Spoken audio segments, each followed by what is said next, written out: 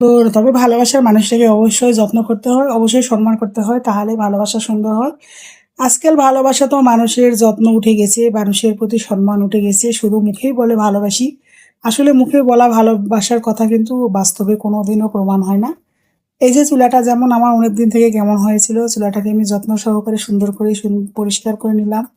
তারপরে রান্নাগুলো শুরু করে দিলাম। এখানে আমি মূলা ভাজি করে নিলাম ছোট মাছ দিয়ে। তারপরে আমি কচুর বই রান্না করব। দেশি মুরগির ডিম দিয়ে আর হাঁসের ডিম দিয়ে তারপরে আমি এগুলো সিদ্ধ করে নিলাম। সিদ্ধ করে নেওয়ার পরে আমি এভাবে সুন্দর করে পরিষ্কার করে নেব।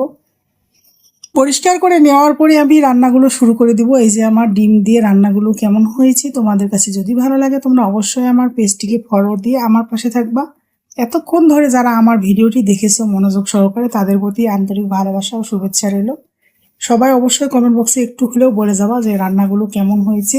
তোমাদের জন্য ভালোবাসা সবসময় শুভকামনা রইল। আল্লাহ হাফেজ জানিয়ে এখানেই শেষ করলাম।